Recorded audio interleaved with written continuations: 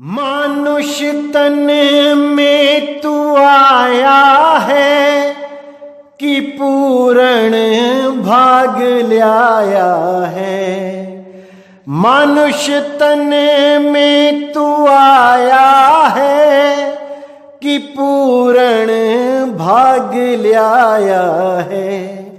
तू इतना क्यों गरवाया है, तू इतना क्यों गरवाया है। मौत तेरे हाथ नानी है, मौत तेरे हाथ नानी है।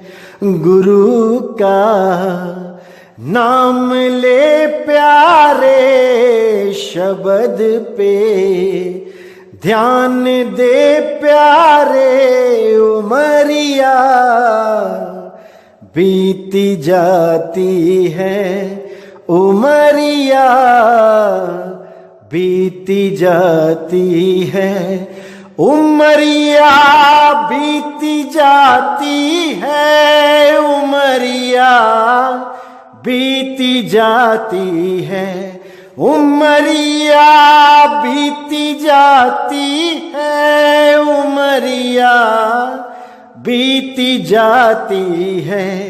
गुरु का नाम ले प्यारे, शब्द पे ध्यान दे प्यारे। उमरिया बीती जाती है, उमरिया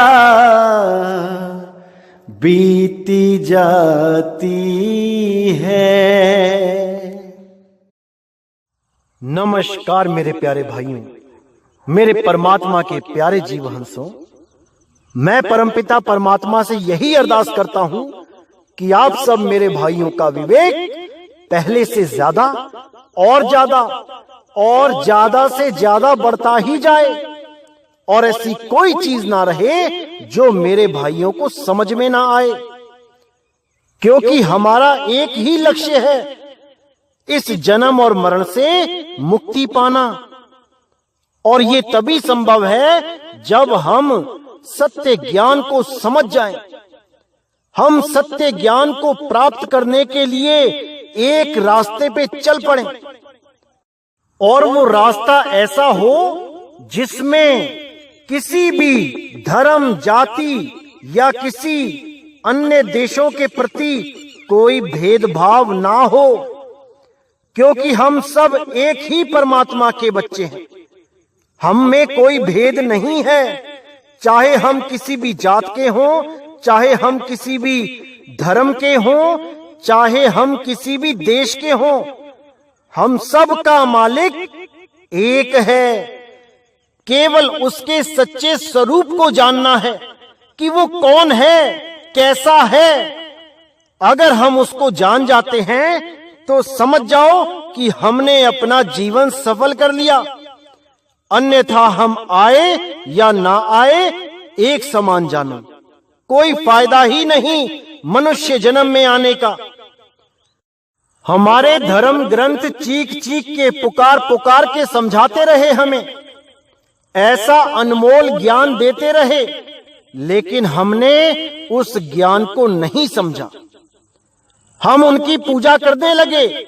जिसने भी हमें ज्ञान दिया हमने उसकी पूजा करनी शुरू कर दी। लेकिन वो ज्ञान क्या दे रहा है इस पे विचार नहीं किया।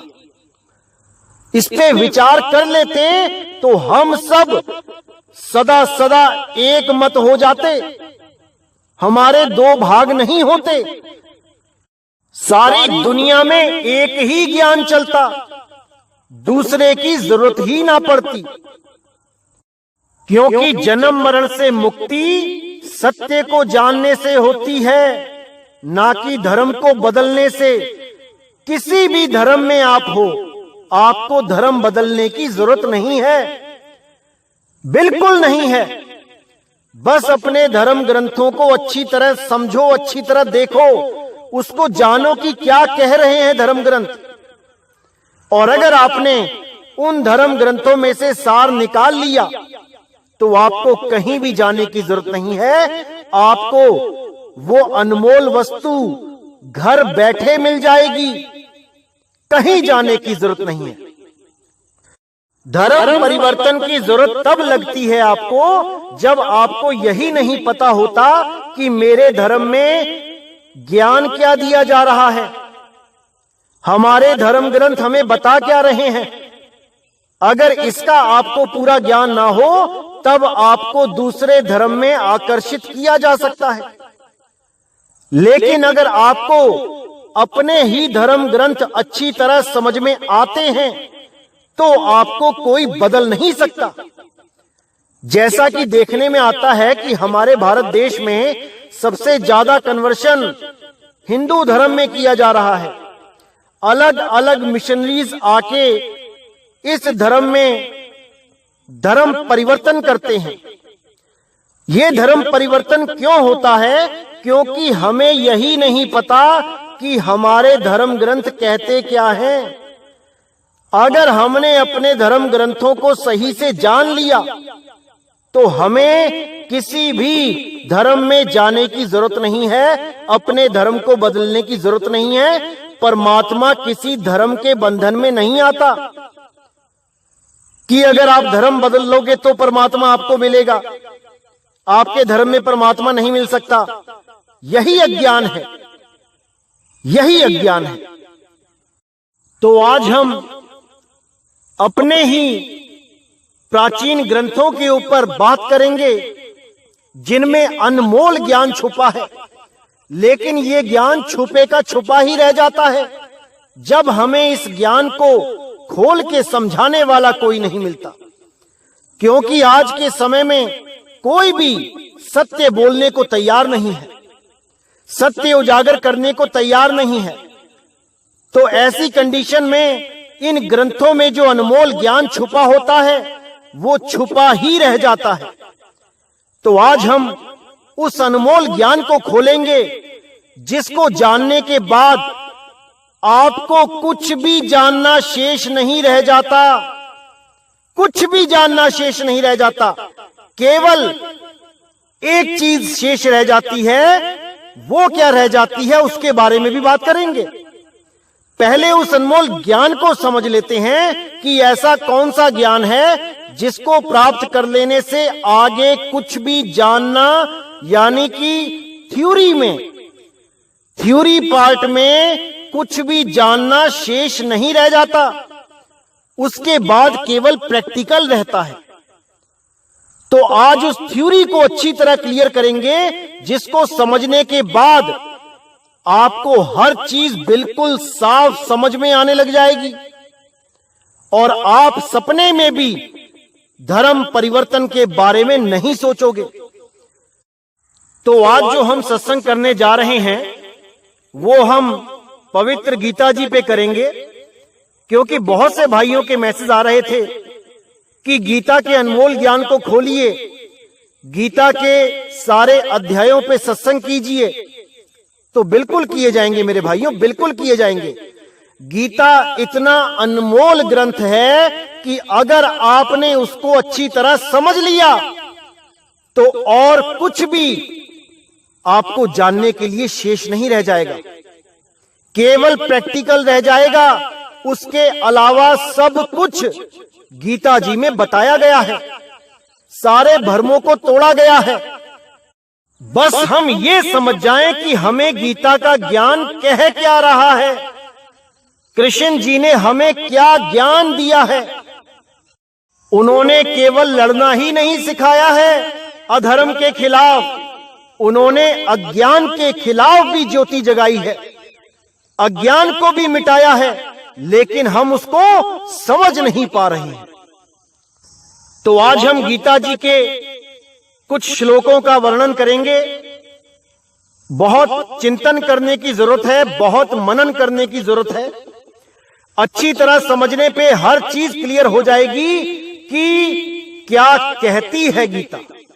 तो आइए देखते हैं क्या कहती है गीता।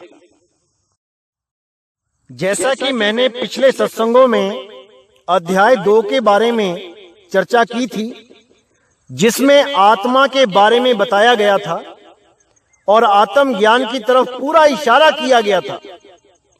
उस अध्याय को पढ़ने के बाद पूरी जागृति आती है कि कृष्ण जी ने गीता में क्या बताया, किसकी साधना करने को बताया, किसकी प्राप्ति के लिए बताया। उस आत्मा के लिए जो निर्लेप है, निर्विकार है, जो कभी जन्मती और मरती नहीं है, उस आत्मा को प्राप्त करने के लिए पूरा अध्याय दूसरा बोला गया। उसके बाद जो अध्याय तीसरा है उसमें भी अनमोल ज्ञान दिया गया। आइए देखते हैं अध्याय तीसरा हमें क्या ज्ञान देता है। तो जब हम अध्याय तीसरे का पहला श्लोक देखते हैं तो उसमें क्या बताया गया है कि अर्जुन कहते हैं कृष्ण जी को कि हे जनार्दन, यदि आपको कर्म की अपेक्षा ज्ञान श्रेष्ठ मान्य है तो फिर हे केशव मुझे भयंकर कर्म में क्यों लगाते हो। कहने का मतलब कि जब दूसरा अध्याय सुना चुके थे कृष्ण जी अर्जुन को और आत्म ज्ञान के बारे में बता चुके थे, लेकिन एक राजा होने के कारण, यानी कि ज्ञानी पुरुष ना होने के कारण, जब अर्जुन उस आत्म ज्ञान को समझ नहीं पाया, मोह रहित नहीं हो पाया, तब अध्याय तीसरा शुरू किया गया। क्योंकि अगर अर्जुन को आत्म ज्ञान हो जाता दूसरे अध्याय में तो अध्याय वहीं खत्म हो जाते और वो धनुष बाण उठा के लड़ने लग जाता। लेकिन उसका मोह भंग नहीं हो पाया दूसरे अध्याय से। वो नहीं जान पाया कि आत्मा अजन्मा है, आत्मा कभी जन्म नहीं लेता, कभी मरता नहीं है। ये शरीर तो एक दिन सबके खत्म हो जाने हैं, चाहे आप किसी को मारो चाहे ना मारो, लेकिन आत्मा सदा अटल अविनाशी है। तो ये ज्ञान जब अर्जुन को नहीं समझ में आया तो आगे तीसरा अध्याय शुरू करना पड़ा। और जब तीसरा अध्याय शुरू किया गया तो अर्जुन ने सीधे प्रश्न रखा कि हे जनार्दन, अगर आप मुझे ज्ञान ही समझाना चाहते हो, ज्ञानी बनाना चाहते हो, आत्म ज्ञानी बनाना चाहते हो, तो इस भयंकर कर्म में क्यों लगाते हो, यानी युद्ध क्यों करवाते हो।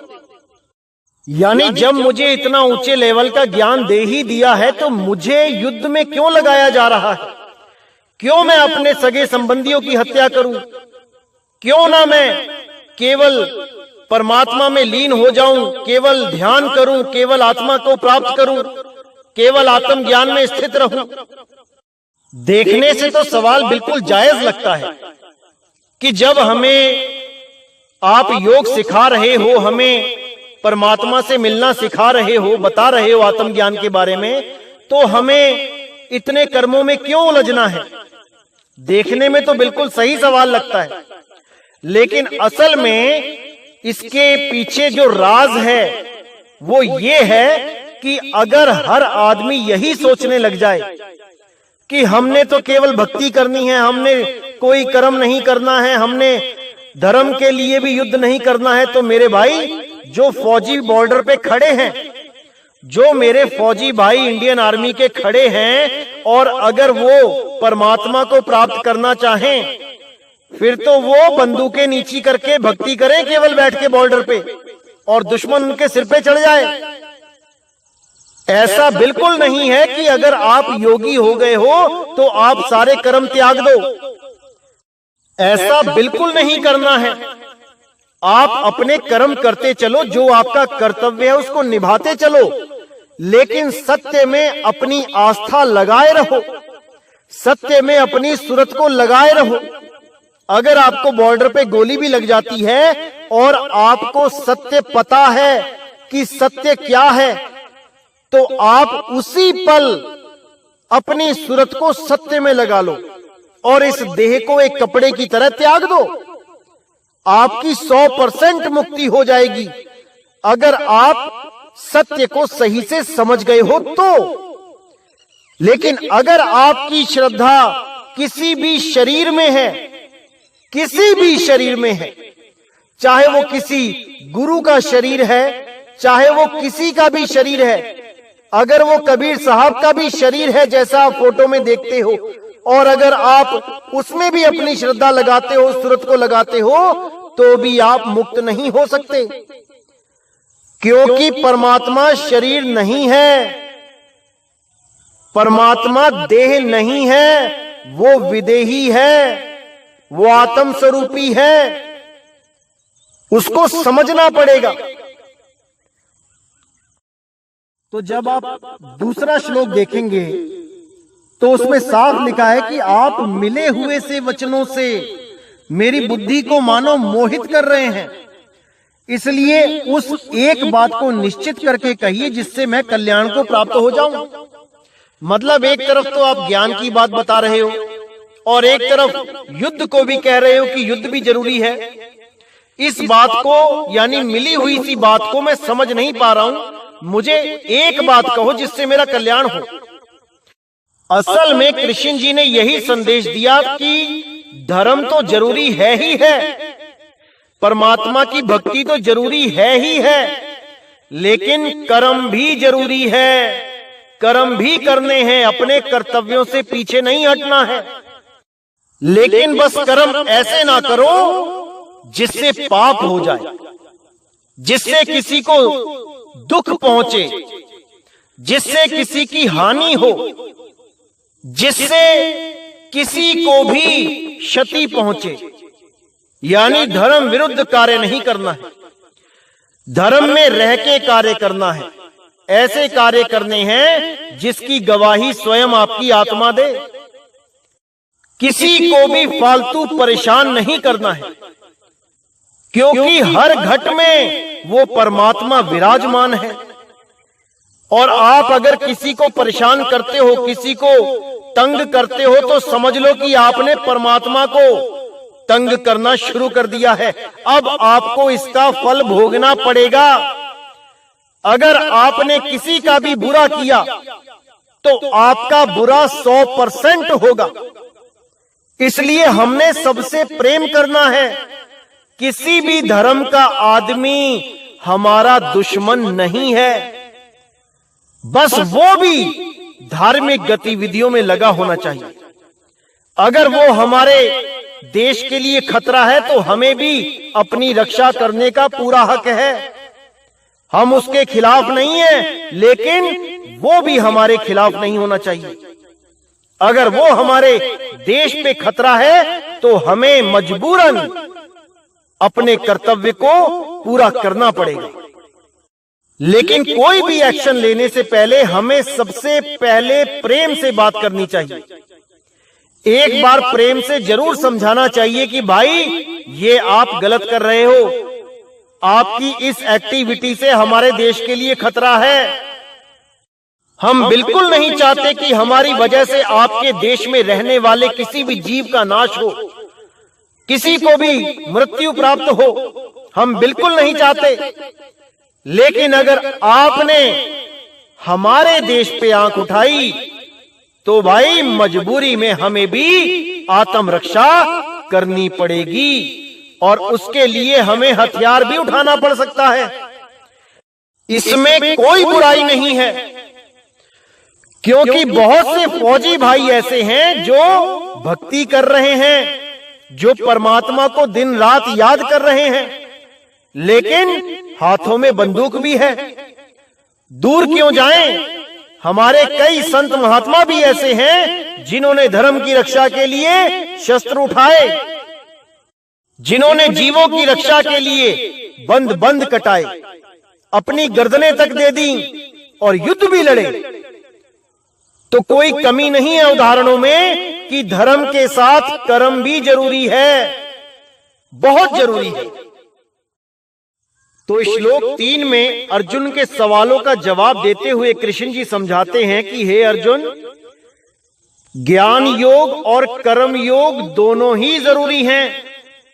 बस तुम्हें सही ज्ञान प्राप्त होना चाहिए, तुम्हें तरीका पता होना चाहिए कि ज्ञान कैसे करना है और कर्म कैसे करना है, जिससे कि आप ज्ञानी होके कर्म बंधनों से स्वयं ही मुक्त हो जाओ।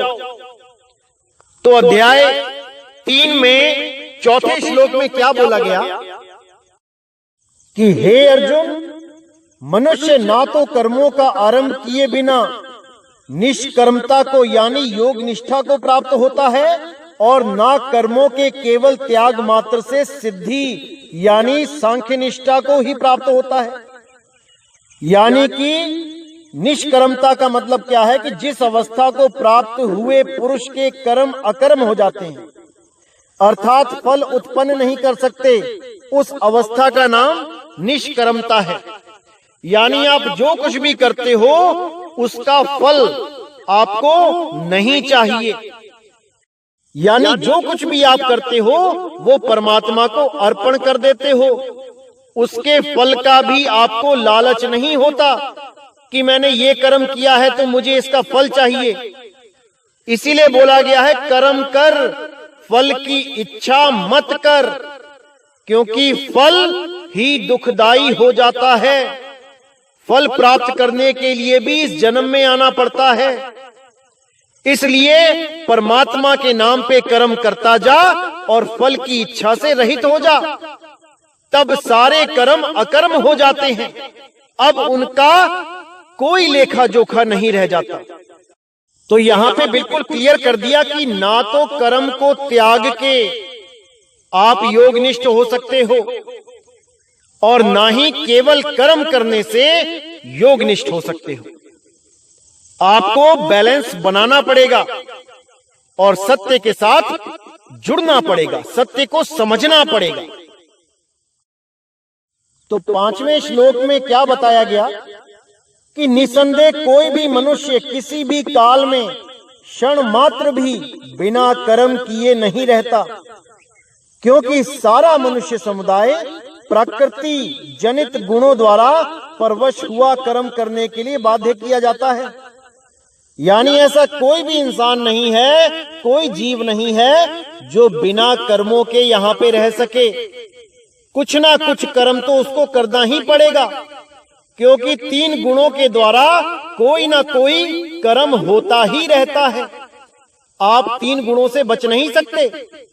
रजोगुण, सतोगुण, तमोगुण, इन तीनों गुणों के द्वारा ही प्रकृति में सारे कर्म होते हैं और आपको भी बाध्य किया जाता है कर्म करने के लिए।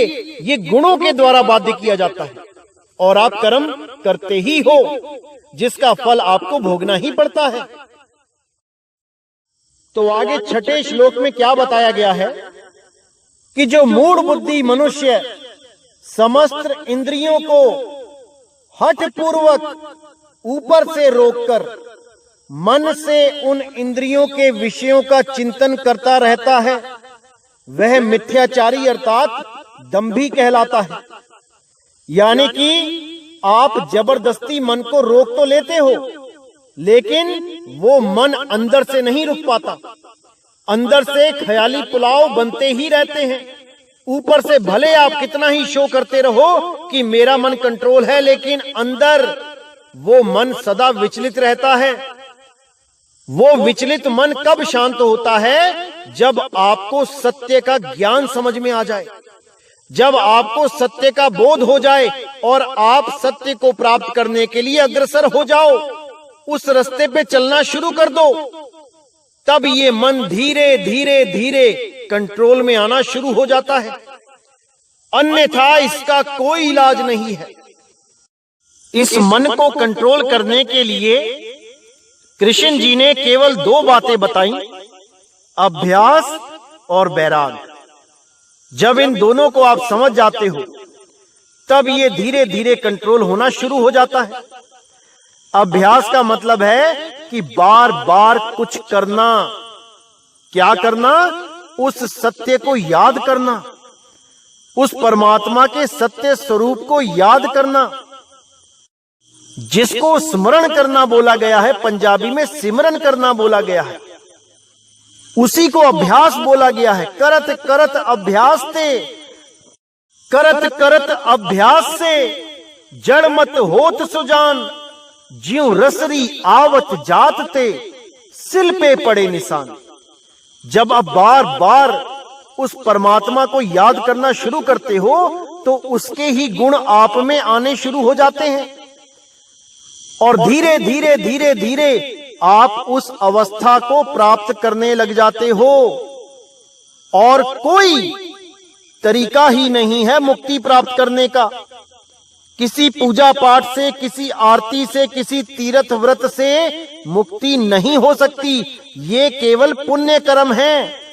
इनके द्वारा आपको दोबारा इंसानी शरीर मिल सकता है, पर मुक्ति नहीं हो सकती। मुक्ति के बारे में क्या बोला गया है वो हम इसी अध्याय में क्लियर करेंगे। आखिर क्या कहना चाहते थे कृष्ण जी हमें, और हम क्या समझ के क्या करते रहे। तो आइए देखते हैं अगला श्लोक क्या कहता है। तो 7वें श्लोक में क्या बताया गया, किंतु हे अर्जुन, जो पुरुष मन से इंद्रियों को वश में करके अनासक्त हुआ समस्त इंद्रियों द्वारा कर्म योग का आचरण करता है वही श्रेष्ठ है। यानी कि पूरे मन से इंद्रियों को वश में करके अनासक्त होना है, यानी कर्म को करना है, फल की इच्छा नहीं करनी है, उस कर्म में आसक्ति नहीं रखनी है। ऐसी अवस्था में रहकर कर्म करने वाला मनुष्य ही श्रेष्ठ है। तो 8वें श्लोक में क्या बताया गया कि हे अर्जुन, तू शास्त्र विहित कर्तव्य कर्म कर, क्योंकि कर्म ना करने की अपेक्षा कर्म करना श्रेष्ठ है, तथा कर्म ना करने से तेरा शरीर निर्वाह भी नहीं सिद्ध होगा। यानी कि कर्म को त्यागने से अच्छा है कि आप शास्त्रों के अनुकूल कार्य करो, जिससे आपके पुण्य बढ़े और आपको दोबारा इंसान जन्म प्राप्त हो सके। क्योंकि कर्म नहीं करोगे तो आपका निर्वाह भी नहीं होगा। इस दुनिया में रहने के लिए, खाने पीने के लिए कर्म करना ही पड़ेगा। लेकिन जो भी कर्म करो, धर्म से विरुद्ध मत करो, शास्त्र विरुद्ध मत करो, किसी को हानि मत पहुंचाओ, किसी को तकलीफ मत दो, किसी के साथ ठगी मत करो। सबको परमात्मा का रूप समझ के, सबको परमात्मा के बच्चे समझ के एक रस रहो सबके साथ, सबको एक दृष्टि से देखो। तो 9वें श्लोक में बिल्कुल क्लियर कर दिया कि यज्ञ के निमित्त किए जाने वाले कर्मों से अतिरिक्त दूसरे कर्मों में लगा हुआ ही यह मनुष्य समुदाय कर्मों से बंधता है। इसलिए हे अर्जुन, तू आसक्ति से रहित होकर उस यज्ञ के निमित्त ही भली भांति कर्तव्य कर्म कर। अब यहाँ पर यज्ञ के साथ जोड़ा जा रहा है कि कुछ नहीं करने से अच्छा है कि शास्त्रों के द्वारा जो बताया गया है वो कर, यज्ञ कर। यज्ञों के द्वारा तुम्हें पुण्य प्राप्त होगा, तुम्हें मनुष्य जन्म मिल सकता है। बड़े बड़े यज्ञ संपूर्ण किए जाते हैं पुण्यों को बढ़ाने के लिए। यानी कि यज्ञों अर्थात शास्त्र अनुकूल साधना और शास्त्र अनुकूल जो कर्तव्य बताए गए हैं, उनके अलावा अगर मनुष्य कुछ भी करता है तो वो कर्मों के बंधन में बांध दिया जाता है। इसलिए हे अर्जुन, तू आसक्ति रहित होकर उन कर्मों को कर जो शास्त्रों में, ग्रंथों में बताए गए हैं, जो यज्ञ के द्वारा समझाए गए हैं। ध्यान देना है भाइयों कि ये उनके लिए बोला जा रहा है जो कुछ भी नहीं जानते हैं सत्य के बारे में, जो आत्मा के बारे में कुछ नहीं जानते हैं। उनके लिए बोला जा रहा है कि कुछ ना कुछ तो करते रहो, शास्त्र अनुकूल साधना ही करते रहो, यज्ञ करते रहो। इससे तुम्हारे पुण्य बढ़ेंगे और तुम्हें बार बार मनुष्य जन्म की प्राप्ति हो सकती है। तो आगे अध्याय 3 के 10वें श्लोक में क्या बताया जाता है। प्रजापिता ब्रह्मा ने कल्प के आदि में यज्ञ सहित प्रजाओं को रचकर उनसे कहा कि तुम लोग इस यज्ञ द्वारा वृद्धि को प्राप्त हो जाओ, और यह यज्ञ तुम लोगों को इच्छित भोग प्रदान करने वाला होगा। यानी कि सारी प्रजा को पैदा करके ये आदेश दिया गया कि यज्ञों के द्वारा वृद्धि को प्राप्त हो जाओ, यानी कि अपने आप का विस्तार करो, धार्मिक बनो, सत्यवादी बनो, और यह यज्ञ तुम लोगों को इच्छित भोग प्रदान करने वाला होगा। यानी यज्ञों के द्वारा आपकी इच्छाएं भी पूर्ति की जाएंगी, बहुत से फल मिलेंगे, जो भी आपको चाहिए हो।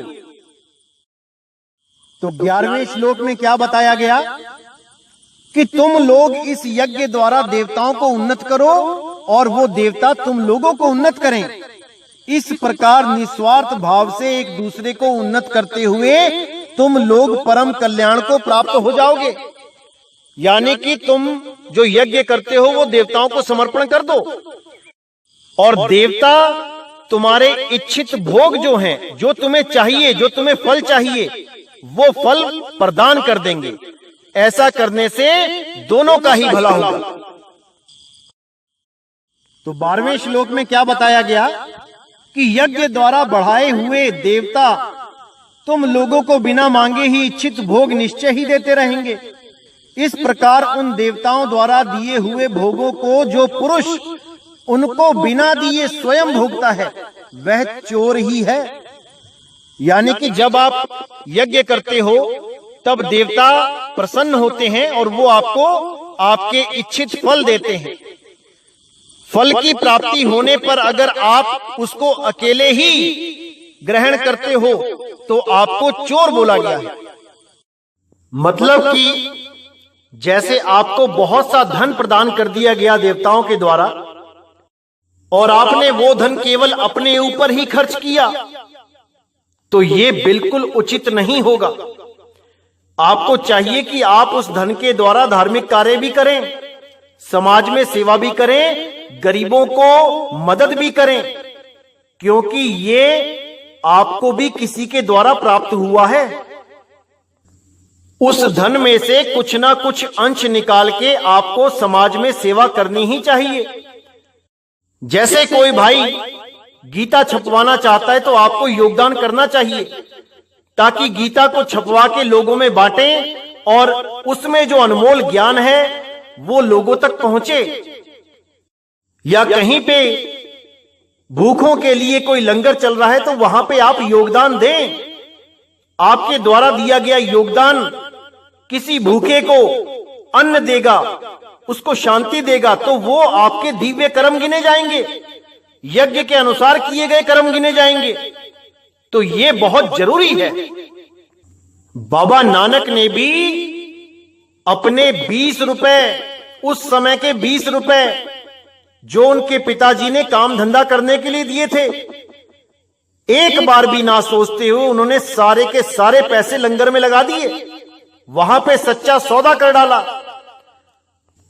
इसीलिए परमात्मा ने भी प्रसन्न होके उनको दर्शन दिए, उनको सत्य के साथ जोड़ा, क्योंकि जब हमारे भाव शुद्ध हो जाते हैं तब परमात्मा हमसे दूर नहीं रहता।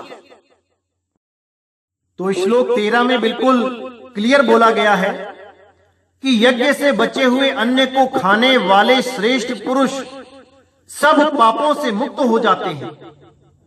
यानी कि जो धर्म कर्म करते हुए, दान देते हुए, समाज का कल्याण करते हुए, गरीबों की मदद करते हुए, बुजुर्गों की जो लाचार हैं, सड़कों पे भटक रहे हैं, जिनको उनकी औलादों ने ही छोड़ दिया है, उनकी मदद करते हुए, भूखों को अन्न खिला के जो बाद में बच जाता है, यानी यज्ञ से निवृत्त होके जो बाद में कुछ बच जाता है उसका ही भोग जो करता है वो सब तरह के पापों से मुक्त हो जाता है। और जो लोग केवल अपने लिए ही अन्न पकाते हैं, अपना शरीर पोषण करने के लिए, वो तो पाप को ही खाते हैं। यानी जो धर्म कर्म नहीं करते, केवल अपने बारे में ही सोचते हैं, वो किसी भी प्रकार पुण्य को प्राप्त नहीं कर पाते। तो श्लोक 14 और 15 में क्या बताया गया है कि संपूर्ण प्राणी अन्न से उत्पन्न होते हैं। अन्न की उत्पत्ति वृष्टि से होती है, वृष्टि यज्ञ से होती है और यज्ञ विहित कर्मों से उत्पन्न होने वाला है। यानी जितने भी प्राणी हैं वो अन्न से उत्पन्न होते हैं और अन्न बारिश से उत्पन्न होती है, बारिश यज्ञ से होती है, यज्ञ करने से वर्षा होती है। और यज्ञ विहित कर्मों से उत्पन्न होने वाला है। यानी यज्ञ की कामना तभी होती है जब आप शास्त्र अनुसार कर्म करना शुरू करते हो। तो यहाँ बोल दिया गया है, कर्म समुदाय को तू वेद से उत्पन्न और वेद को अविनाशी परमात्मा से उत्पन्न हुआ जान।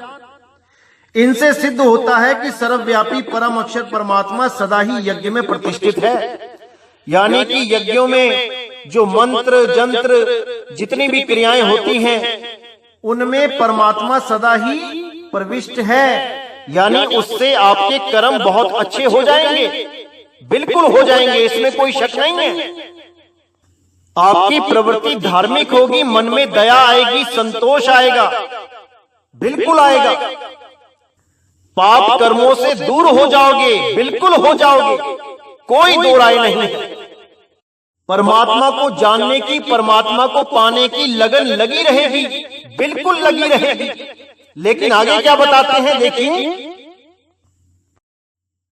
श्लोक 16 में क्या बताया गया कि हे पार्थ, जो पुरुष इस लोक में इस प्रकार परंपरा से प्रचलित सृष्टि चक्र के अनुकूल नहीं बरतता, अर्थात अपने कर्तव्य का पालन नहीं करता, मतलब कि वेदों में दिए गए, पुराणों में दिए गए मंत्रों का जाप नहीं करता, पूजा पाठ नहीं करता, मंदिर नहीं जाता, व्रत नहीं करता, उपवास नहीं करता, तीर्थों में नहीं जाता, यानी कि धार्मिक कर्तव्यों को नहीं करता, वह इंद्रियों द्वारा भोगों में रमण करने वाला पापायु पुरुष व्यर्थ ही जीता है।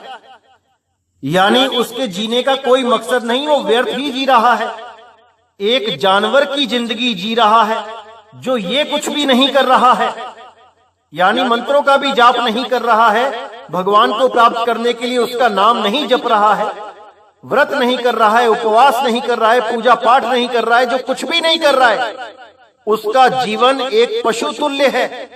क्योंकि वो अपनी मुक्ति को जान ही नहीं पा रहा है कि मुझे इंसान जन्म केवल मोक्ष के लिए मिला है, मुक्ति के लिए मिला है। वो इसको केवल भोगों में व्यर्थ करके इस दुनिया से अपना जन्म बर्बाद करके चला जाएगा। तो इसलिए ये बहुत जरूरी है, मंत्रों का जाप करना, पूजा पाठ करना, व्रत करना, उपवास करना बहुत जरूरी है, क्योंकि इसी से भक्ति की शुरुआत होती है। ये आपकी भक्ति की शुरुआत है। लेकिन ये कर्तव्य किनके ऊपर लागू नहीं होता, आइए देखते हैं अगले श्लोक में क्या बताया गया। तो अध्याय 3 के श्लोक 17 में बिल्कुल क्लियर कर दिया कि परंतु जो मनुष्य आत्मा में ही रमण करने वाला और आत्मा में ही तृप्त तथा आत्मा में ही संतुष्ट हो, उसके लिए कोई कर्तव्य नहीं है। यानी जो आत्म ज्ञान में स्थित होने के लिए अग्रसर हो गया, जो आत्म ज्ञान को प्राप्त करने के लिए चल पड़ा, या जो आत्म ज्ञान को प्राप्त कर चुका है, उन दोनों के लिए कोई कर्तव्य नहीं है।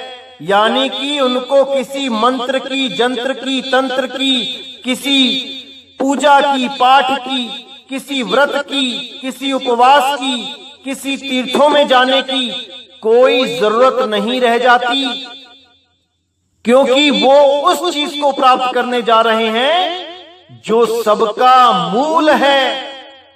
यानी एक किसान जब कोई पेड़ उगाता है तो वो सारा पानी जड़ में ही डाल देता है, उसे वो पानी पत्तों में, टहनियों में डालने की जरूरत नहीं रह जाती, क्योंकि उसे सत्य का बोध हो चुका है कि पानी केवल जड़ में डाला जाता है। इसी प्रकार कृष्ण जी के द्वारा दिया हुआ ज्ञान जब समझ में आ जाता है तो वो मनुष्य समझ जाता है कि आत्मा में ही रमण करना है, आत्म ज्ञान में ही स्थित होना है। आत्म ज्ञान के अलावा और कोई ज्ञान नहीं है जिसके द्वारा कल्याण हो पाए। कबीर साहब ने भी यही बोला, आत्म ज्ञान बिना नर भटके, कभी मथुरा कभी काशी, जल में मीन प्यासी, मोहे देखत आवे हांसी। तो इस प्रकार इस ज्ञान को अच्छी तरह समझना है कि गीता हमें क्या कहना चाहती है। इसको समझे बिना हमारी तरक्की नहीं हो पाएगी, क्योंकि हमारे धर्म ग्रंथ हमें कहना तो कुछ और चाहते हैं, लेकिन हम समझ कुछ और जाते हैं। यही दुविधा है कि हम दूसरे धर्मों की तरफ आकर्षित हो जाते हैं, क्योंकि हमें स्वयं नहीं पता होता कि हमारे धर्म ग्रंथ क्या कह रहे हैं। यही सबसे बड़ा कारण है धर्म परिवर्तन का। हमें धर्म परिवर्तन की जरूरत नहीं है, हमें मन परिवर्तन की जरूरत है। हमें ज्ञान परिवर्तन की जरूरत है। जो ज्ञान हमें समाज के द्वारा दे दिया गया है, हमने उसमें निर्णय करना है कि हमारे धर्म ग्रंथ क्या बता रहे हैं और समाज में हमें क्या ज्ञान दिया जा रहा है। हमने निर्णय करके सत्य को ग्रहण कर लेना है, क्योंकि धर्म ग्रंथ झूठ नहीं बोल रहे।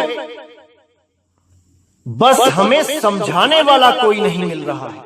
अगर समझाने वाला मिल जाए तो हम अपने ही धर्म में रह के परमात्मा को प्राप्त कर सकते हैं, कहीं जाने की जरूरत नहीं। तो आगे 18वें श्लोक में बिल्कुल क्लियर कर दिया कि उस महापुरुष का इस विश्व में ना तो कर्म करने से कोई प्रयोजन रहता है और ना कर्मों के ना करने से ही कोई प्रयोजन रहता है। किस महापुरुष का? जो आत्म ज्ञान को प्राप्त कर चुका है या आत्म ज्ञान को प्राप्त करने के लिए तत्पर हो चुका है, जो कदम बढ़ा चुका है। वो दोनों ही महापुरुष की श्रेणी में गिने जाते हैं, क्योंकि वो सत्य को प्राप्त करने के लिए निकल पड़े हैं। तो साफ बोला गया है कि उस महापुरुष का इस विश्व में ना तो कर्म करने से कोई प्रयोजन रह जाता है और ना कर्मों के ना करने से कोई प्रयोजन रहता है। यानी कि वो कुछ करे तब भी ठीक है, ना करे तब भी ठीक है, उससे कोई फर्क नहीं पड़ता। तथा संपूर्ण प्राणियों में भी इसका किंचित मात्र भी स्वार्थ का संबंध नहीं रह जाता। यानी वो अब स्वार्थी नहीं रहता कि किसी से कोई लाभ लेने की कोशिश करे। सर्व समाज को, सब जीवों को एक दृष्टि से देखने लग जाता है, क्योंकि सब में उसको रमता राम दिखाई देने लग जाता है। परमात्मा किसी से दूर नहीं है भाई, बस उसको देखने वाली दृष्टि नहीं है हमारे पास। तो यहां पर बिल्कुल क्लियर कर दिया कि आत्म ज्ञान ही सर्वोच्च ज्ञान है, ना कि शरीरों की पूजा। शरीरों की पूजा का तो पूरा खंडन किया गया है गीता में। आइए देखते हैं क्या कहती है गीता शरीरों की पूजा के बारे में। अब 15वें श्लोक में कितना क्लियर कर दिया कि माया द्वारा जिनका ज्ञान हरा जा चुका है, ऐसे असुर स्वभाव को धारण किए हुए मनुष्यों में नीच दूषित कर्म करने वाले मूढ़ लोग मुझको नहीं भजते, यानी मेरे असली स्वरूप को नहीं जान पाते। वो माया के अधीन ही रह जाते हैं और माया उनका बुद्धि विवेक हर लेती है। तो श्लोक नंबर 20 में क्या बताया गया कि उन भोगों की कामना द्वारा जिनका ज्ञान हरा जा चुका है, वे लोग अपने स्वभाव से प्रेरित होकर उस नियम को धारण करके अन्य देवताओं को भजते हैं। अब यहाँ पर क्या बताया जा रहा है, इसको गहराई से समझना पड़ेगा।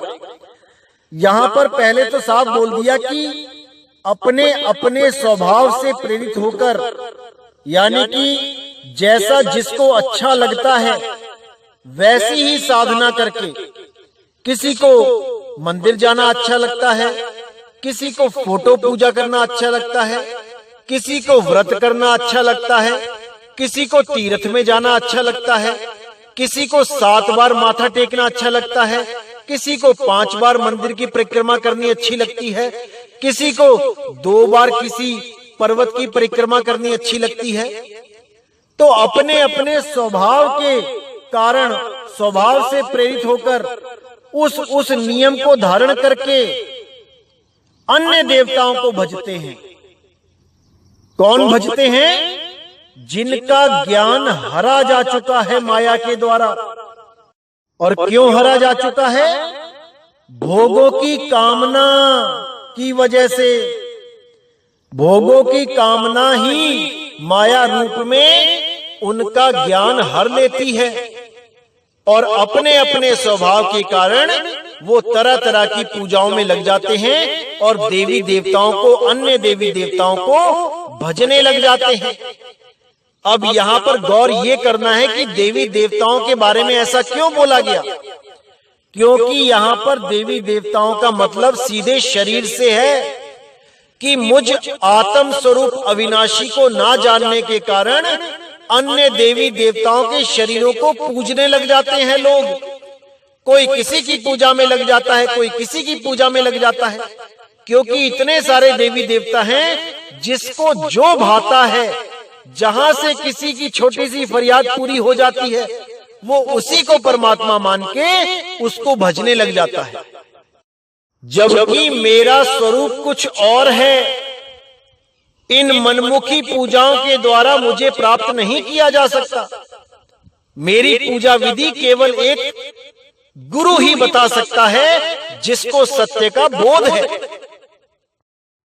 तो श्लोक नंबर 23 में क्या बताया गया कि परंतु उन अल्प बुद्धि वालों का वह फल नाशवान है तथा वे देवताओं को पूजने वाले देवताओं को प्राप्त होते हैं और मेरे भक्त चाहे जैसे ही भजें अंत में वे मुझको ही प्राप्त होते हैं। अब यहाँ पे देवी देवताओं की पूजा करके जो फलों की इच्छा करते हैं कि हमारी दुकान चल पड़े, हमारा मकान बन जाए, हमारी ये हो जाए, हमारा वो हो जाए, उनको अल्प बुद्धि वाला बोला गया है।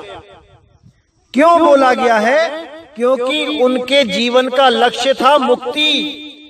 इस जन्म में आने के लिए हम बहुत तरसे हैं। 1,84,000 भटक के हम इस दुनिया में आए हैं इंसान बन के। और अगर हम परमात्मा को केवल अपने सुख के लिए भजें, केवल अपनी दुनियावी इच्छाओं की पूर्ति के लिए भजें, तो हमसे बड़ा अल्प बुद्धि वाला कोई हो भी नहीं सकता। अरे बिन बोलिया सब कुछ जानदा, किस आगे कीजे अरदास। वो भगवान सब जानता है कि हमें क्या चाहिए क्या नहीं चाहिए। वो घट घट की पट पट की जाने, सबको जानता है वो किसको क्या चाहिए। अरे हमारे आने से पहले ही हमारे पूरे जीवन का इंतजाम कर दिया उसने। कहां पे जन्म लेना है, कहां पढ़ाई करनी है, कहां पे नौकरी करनी है, सब कुछ पहले से ही इंतजाम किया हुआ है। उसको भी हम केवल और केवल अपनी इच्छाओं की पूर्तियों के लिए याद करते हैं। और यहां पर देवताओं का मतलब ये नहीं कि किसी खास देवता की बात हो रही है, कि जो भी किसी का कुल देवता है या किसी का वंश देवता है उसकी बात हो रही है। यहां पर शरीरों की बात हो रही है कि हम भगवान के सच्चे स्वरूप को ना जानने के कारण किसी ना किसी देवी देवता की पूजा करते हैं, या फिर कोई अपने गुरुओं की पूजा करने लग जाता है, अपने गुरु से मांगने लग जाता है उसको भगवान मान के। क्योंकि 11वें अध्याय में श्री कृष्ण जी ने अपना विराट रूप जब दिखाया था तो उसमें अनंत आंखें, अनंत जांघें, अनंत भुजाएं, यानी अनंत चेहरे आप देखेंगे अगर इंटरनेट पे भी सर्च करके तो आपको पूरा विराट रूप दिखाई देगा। उसमें सारे देवी देवता शामिल हो जाते हैं, सारे पीर पैगंबर, सब गुरुजन शामिल हो जाते हैं। और ये विराट रूप दिखाया इसलिए जाता है कि ये सब मेरे ही रूप हैं, मैं सब में विद्यमान हूं, मेरे बिना कोई नहीं चल रहा। लेकिन ये सब मेरे रूप होते हुए भी मैं इनमें नहीं हूं। मेरा स्वरूप शरीर से बिल्कुल भिन्न है। मेरा शरीर असली स्वरूप नहीं है। ये शरीर तो मैं केवल लीला करने के लिए धारण करता हूं। जितनी भी लीलाएं की जाती हैं शरीर के द्वारा की जाती हैं, लेकिन असल में वो भी शरीर नहीं है, वो एक आत्मा है। वही उनका यथार्थ स्वरूप है। उसी को जान लेने से, उस यथार्थ आत्म स्वरूप को जान लेने से मोक्ष होता है। शरीरों को जानने से शरीरों में जाना पड़ता है। शरीरों की पूजा करोगे तो शरीरों में ही जाना पड़ेगा। जहां आशा तहां वासा। इसीलिए साफ बोल दिया गया कि देवताओं को पूजने वाले देवताओं को प्राप्त होते हैं। वो मुझे प्राप्त नहीं कर सकते, क्योंकि मुझे प्राप्त करने के लिए पहले मेरे स्वरूप का बोध होना बहुत जरूरी है। अगर मेरे सच्चे स्वरूप का बोध नहीं हुआ तो कोई भी मुझे प्राप्त नहीं कर सकता। और जो मेरे स्वरूप को जानते हैं उनके लिए क्या बोला कि मेरे भक्त चाहे जैसे ही भजे अंत में वे मुझको ही प्राप्त होते हैं। कहने का मतलब कि मेरे भगत यानी कि जो मुझे जानते हैं, मेरे स्वरूप को जानते हैं, वो कैसे भी भजे, यानी वो चाहे तो लेट के भक्ति करे, वो चाहे बैठ के भक्ति करे, वो चाहे चलते फिरते भक्ति करे, वो चाहे दुनिया के सारे काम करते हुए मुझे याद करें, अपने आत्म स्वरूप में स्थिर रहें, वो मुझे ही प्राप्त होंगे। वो कहीं जा नहीं सकते। उनका 100% मोक्ष होगा, मुक्ति होगी, लेकिन तब होगी जब गुरु के द्वारा सत्य असत्य का निर्णय करके मेरे स्वरूप का बोध हो जाए, वो तब होगा। तो आगे श्लोक नंबर 24 में क्या बताया गया कि बुद्धिहीन पुरुष मेरे अनुत्तम अविनाशी परम भाव को ना जानते हुए मन इंद्रियों से परे मुझ सच्चिदानंद घन परमात्मा को मनुष्य की भांति जन्म लेकर व्यक्ति भाव को प्राप्त हुआ मानते हैं। कितना क्लियर कर दिया देखिए। यहाँ पे थोड़ा सा विवेक लगाइए, पूरा समझ में आएगा कि क्या कहना चाहती है वाणी। बुद्धिहीन पुरुष मेरे अनुत्तम अविनाशी परम भाव को ना जानते हुए, यानी कि जो बुद्धिहीन है, यानी जिनको मेरे स्वरूप का बोध नहीं है, जो मुझे एक शरीर समझते हैं और ये नहीं जानते कि मैं आत्म स्वरूप हूं, यानी कि मन और इंद्रियों से परे जो मेरा असली स्वरूप है, उसको वो बुद्धिहीन प्राणी नहीं जान पाते। क्योंकि हम लोग भगवान को मन और इंद्रियों के द्वारा जानने की कोशिश करते हैं, जो कि बिल्कुल असंभव है। मन और इंद्रियां क्या हैं? मन यानी कि जैसे कल्पना करते हैं, कल्पना करके भगवान की कोई फोटो बना देते हैं, कोई भगवान की मूर्ति बना देते हैं केवल कल्पना के द्वारा, और उसी को भगवान मान के पूजा करने लग जाते हैं। ये हो गया मन के द्वारा। और इंद्री क्या है? 5 कर्म इंद्री, 5 ज्ञान इंद्री। हम 10 इंद्रियों के द्वारा उसको पूजने की कोशिश करते हैं, उसको प्राप्त करने की कोशिश करते हैं। 5 ज्ञान इंद्री में क्या आता है? आंख, कान, नाक, जीभ और त्वचा। हम आंखों के द्वारा देख के, फोटो देख के, मूर्ति देख के उसकी पूजा करना शुरू करते हैं कि शायद ऐसे भगवान मिल जाए। हम कानों के द्वारा उसके भजन सुन के सोचते हैं शायद ऐसे भगवान मिल जाए। हम नाक के द्वारा यानी कि खुशबूदार जो धूप अगरबत्तियां हैं लगा के उसको सोचते हैं कि ऐसे भगवान मिल जाए। हम जीभ के द्वारा यानी 36 भोग 56 भोग का प्रसाद ग्रहण करके सोचते हैं कि ऐसे भगवान मिल जाए। और चमड़ी के द्वारा जैसे हम लोग कई बार तपस्या करने लग जाते हैं, अपनी चमड़ी को सड़ाने लग जाते हैं, चमड़ी पे दुख देने लग जाते हैं, कष्ट देने लग जाते हैं, तो कई बार सोचते हैं शायद ऐसे भगवान मिल जाए। पर ना तो 5 ज्ञान इंद्रियों से भगवान मिलेगा, ना 5 कर्म इंद्रियों से। भगवान मन और इंद्री से परे है। इसी के लिए मल्लुकदास जी ने बोला कि एक समय गुरु बंसी बजाई काल इंद्री के तीर।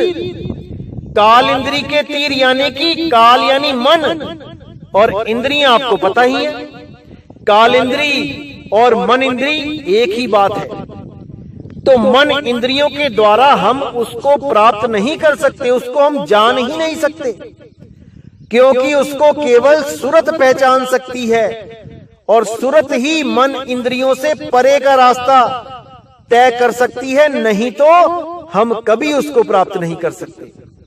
उस आत्म स्वरूप को केवल और केवल सुरत प्राप्त कर सकती है। इसीलिए बोला गया, सुरत बांध स्थिर करो आठों पहर हुजूर। उस आत्म स्वरूप में अपनी सुरत को आठों पहर लगा लो और आत्मा में ही परमात्मा का वास है, वो आपको जरूर मिलेगा। बस आप देह से परे हो जाओ। देह की पूजा करोगे तो देह में ही आना पड़ेगा, और विदेही की पूजा करोगे तो विदेही हो जाओगे, सदा सदा के लिए अमर हो जाओगे, दोबारा जन्म मरण में नहीं आना पड़ेगा।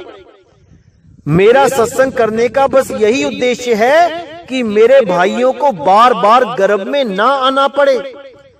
कृष्ण जी का संदेश यही है कि उनके सच्चे स्वरूप को जान लो, जो शरीरों से परे है।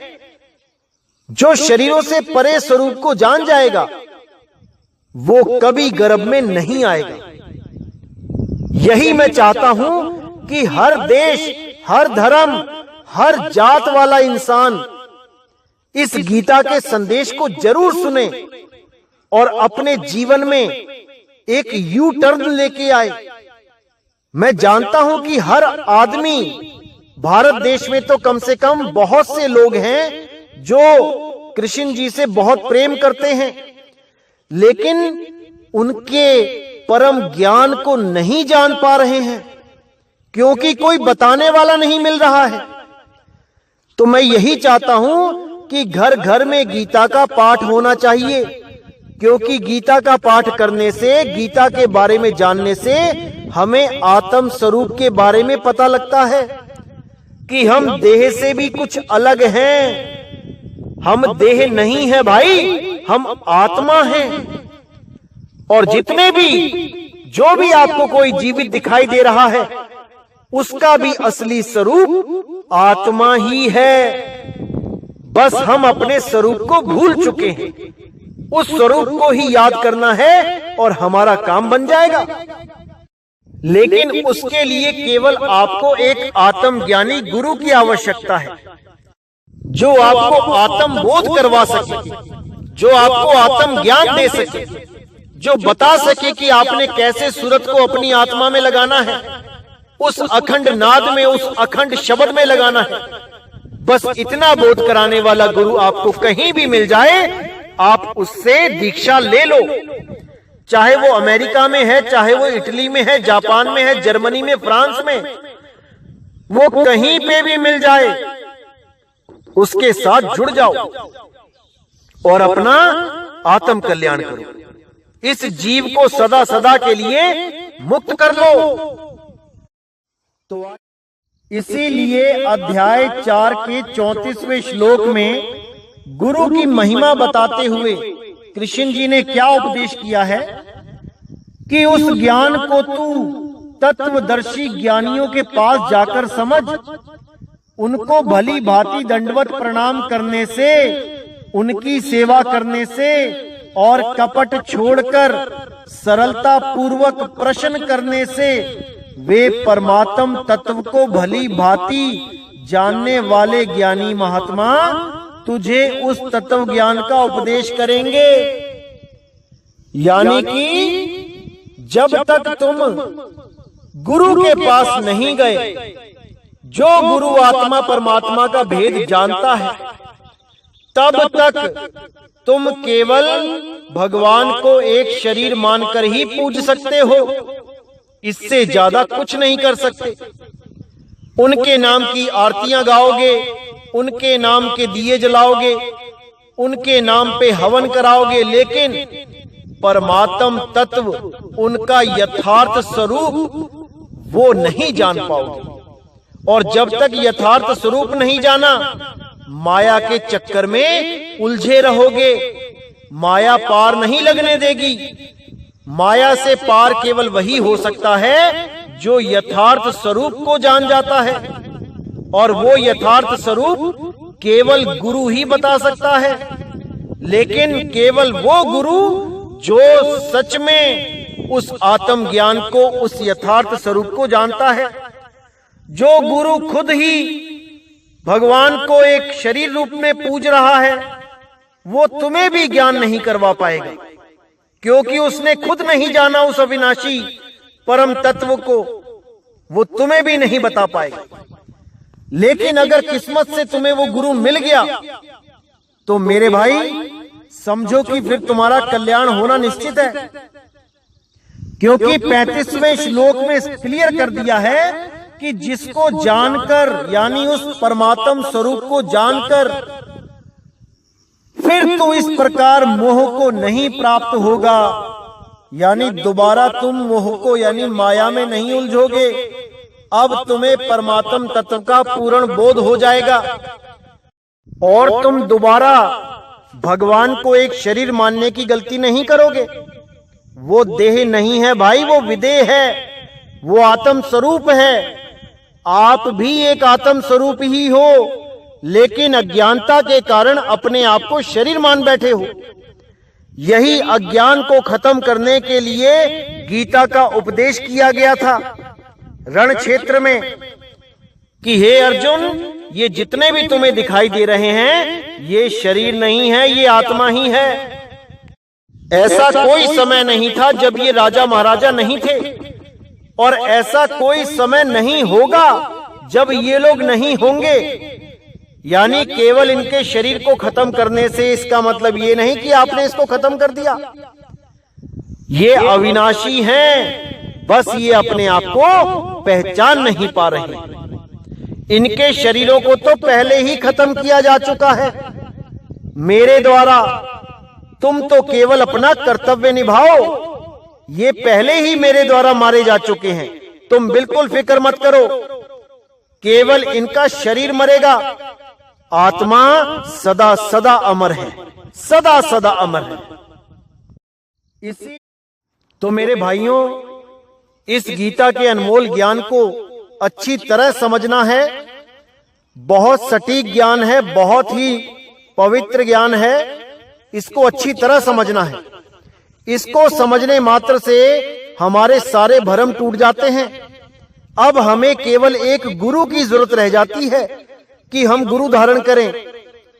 और अगर हमें कहीं भी आत्मज्ञानी गुरु मिल जाता है तो हमें निसंकोच होके उस गुरु को धारण कर लेना चाहिए, चाहे वो कहीं पे भी हो, किसी भी जात का हो, किसी भी मजहब का हो, कैसा भी हो, लेकिन उसको आत्म ज्ञान होना चाहिए। इससे कोई फर्क नहीं पड़ता कि वो किस धर्म का है, किस जात का है, किस मजहब का है, उसके पास आत्म ज्ञान होना चाहिए। अगर आत्म ज्ञान है तो आपको बिल्कुल नहीं सोचना चाहिए और उस गुरु के साथ जुड़ जाना चाहिए। लेकिन अगर वो केवल कहानी किस्से सुनाने वाले और मंत्र देने वाले गुरु हैं तो आपको एक बार जरूर सोचना चाहिए, क्योंकि यहां पर आत्मज्ञानी उस निहित तत्व का ज्ञान कराने वाले गुरु की बात की जा रही है। बस इस पे विचार करना है। और आपको बताना चाहूंगा मेरे भाइयों की एक मैसेज आया था मुझे किसी भगत भाई का। उसने मुझसे सवाल पूछा था। वो सवाल मेरा एक सत्संग सुन के उसके दिमाग में आया था, जो मैंने वहां पे गुरुओं के बारे में बताया था कि कौन सा गुरु कैसी चाल पकड़ाता है, चींटी की चाल, मकड़ी की चाल, मछली की चाल और विहंगम चाल। उसमें जो मकड़ी की चाल वाले जो गुरु थे, जो 5 नाम देते हैं, उनका मैंने जिक्र किया था कि जो हमारी सूरत रूपी नारी को 5 नाम यानी 5 पुरुषों के द्वारा जोड़ देते हैं, वो कभी पतिव्रता नहीं हो सकती। तो मेरे किसी भाई ने गलती से उस उदाहरण को द्रौपदी के ऊपर ले लिया कि द्रौपदी के भी 5 पति थे, तो क्या वो पतिव्रता नहीं है? भाई द्रौपदी पतिव्रता है, उसके पीछे क्या कारण है? क्योंकि उसने सर्व समाज के सामने पांचों को अपनाया अपने पति के रूप में। वो पतियों को जानती थी और सारे पति उसको जानते थे। लेकिन यहाँ पर जो मैंने उदाहरण दिया था, ये उन गुरुओं के ऊपर बोला था कि जो हमें बुलाते तो हैं एक परमात्मा, एक नाम कह के कि परमात्मा एक है, उसका एक नाम है, लेकिन जब हम नाम लेने जाते हैं तो हमें 5 नाम दे दिए जाते हैं और वो 5 नाम एक परमात्मा के नहीं होते। आप उन गुरुओं के पास जाओगे तो आपको पता लगेगा कि 5 लोकों के यानी 5 मंडलों, रूहानी मंडलों के 5 अलग अलग धनियों के नाम पकड़ा दिए हमें, जिनको हम जानते तक नहीं, जिनका हमने कभी नाम तक नहीं सुना। अगर पत्नी को पता ही ना हो कि 5 पति कौन कौन से हैं, तो वो कैसे पतिव्रता रहेगी? द्रौपदी को तो सब पता था कि ये 5 पांडव ही मेरे पति हैं, सबके सामने अपनाया, इसीलिए कृष्ण जी ने भी उसे बहन स्वीकार किया। लेकिन यहाँ पर वो उदाहरण नहीं दिया जा रहा था, आपने गलत समझ लिया है। लेकिन मेरा बिल्कुल भाव नहीं था कि ये द्रौपदी को बोला मैंने, बिल्कुल नहीं। तो ये उन गुरुओं के लिए बोला गया जो एक परमात्मा करते हुए हमें 5 नाम से जोड़ देते हैं। अरे जब परमात्मा एक है तो हमें नाम भी एक दो। चलो मैं कहता हूं परमात्मा के हजारों नाम है, तुमने 5 नाम दे भी दिए, तो तुम ये कह दो कि ये सब नाम एक ही परमात्मा के हैं, तब भी समझ में आता है।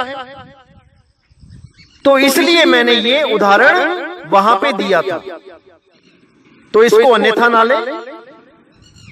तो मेरे भाइयों, आज का सत्संग मैं यहीं समाप्त करूंगा और परमात्मा से यही अरदास करूंगा कि आपको हर चीज समझ में आने लग जाए, हर ग्रंथ की गहराइयां जो उसमें वाणियों में गुप्त भेद छुपे हैं वो आपको समझ में आने लग जाए, ताकि आपके जीव का कल्याण हो, आपका जन्म मरण सदा के लिए खत्म हो जाए। मेरी बस यही अरदास है मेरे मालिक से, और मुझे कुछ नहीं चाहिए। तो मेरे भाइयों, अब मुझे विदा करें। बोले सतगुरु बंदी छोड़ सतगुरु सत्य कबीर साहिब की सदा ही जय हो, सभी संतों की सदा ही जय हो, सभी भक्तों की सदा ही जय हो, सभी ज्ञानी पुरुषों की जय हो। सतनाम साहिब बंदगी, सतनाम।